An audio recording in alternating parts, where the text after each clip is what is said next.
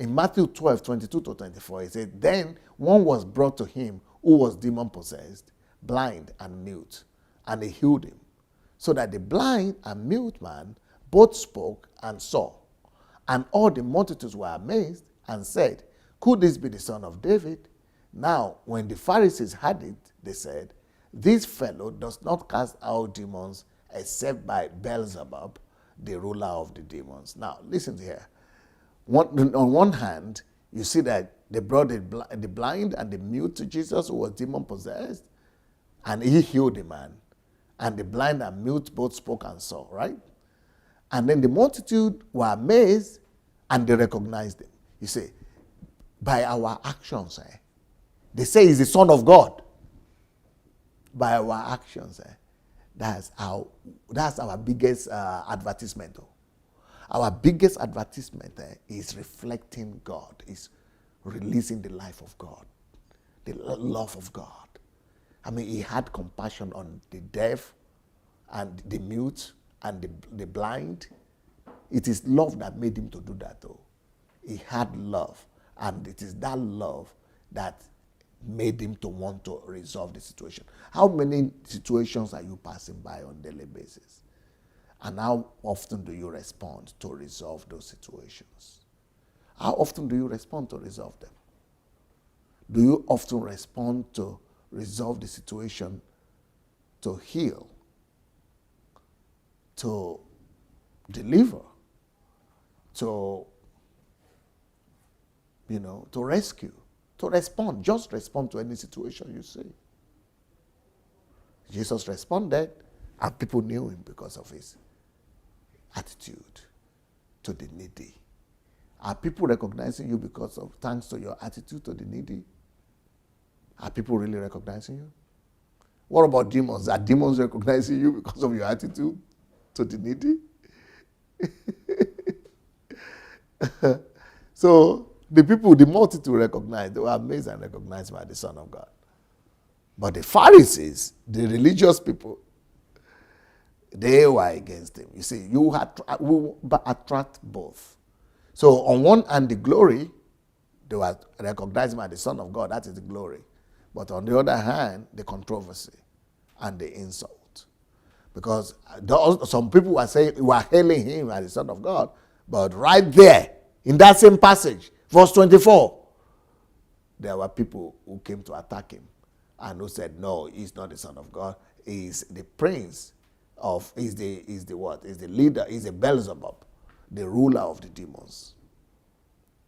So if you are afraid of controversy, and if you are not in one controversy or the other, I'm sure you are not representing Christ. There is no way, because the Bible says anybody who will live a godly life,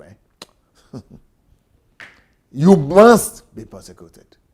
There is no way you will live Christ's life and not be controversial. Because it's totally the opposite. It's conflicting with the system of the world. That's controversial. It's going to be conflicting with the religious institutions of the world. That is controversial. So for you to be hiding from controversy, running away from controversy, it means you don't want to identify with Christ. If you really live the life, the Christ life, continue the ministry of Jesus, you are a disciple now, or you are a student now. You cannot be better than your master. And Jesus said it. If Jesus was always in controversy, you will be in controversy. If Jesus was persecuted, you will be persecuted. So don't you be afraid of that. In fact, if you are praying that God should use you, you see God using Jesus here. If it's as a result of that God using him that will bring controversy itself. In fact, you want to do good, you want to love, it is that love itself that will bring controversy. You want to do good, it is that good you are doing that will bring controversy. So if you are afraid of controversy, of criticism, make you just walk out on Jesus. But you know what Jesus said on that? He said, they that will confess him before men, he will confess before God. But if you walk out on him like that and say you don't know him, good for you. He will also say he doesn't know you when you get to heaven. Jesus Christ went about opening the blind eyes, unlocking the deaf ears, and unloosening the mute tongue. We should be doing the same today. Now, it doesn't have to be through miracles. but through science as well. Why don't you go and develop some skills to be able to give you the opportunity to be able to help people? The bottom line is to help people. The method is secondary. The bottom line is to be able to minister to the image of God, to the likeness of God, to people who are made in God's image, to express God's love, God's nature to them. Jesus was a man of controversy. That's what I just said, right? That man of Galilee is still the same today. So you too cannot escape it. Controversy is part of Christian life. If you have been watching our videos and maybe you enjoy them, maybe you don't enjoy them, but still, we need you to help us spread the word. And for that to happen, we only need you to take 5 little steps. Please help us spread this word by liking the video. Then, if you have not yet subscribed to our channel, please go ahead and subscribe to the channel. We also need you to press the notification button, and the way to do that is to click on the bell. You see the bell there? Click on it. Then, of course, leave your comments. Let's know what you're thinking about each video. And finally, we need you to go and share the word.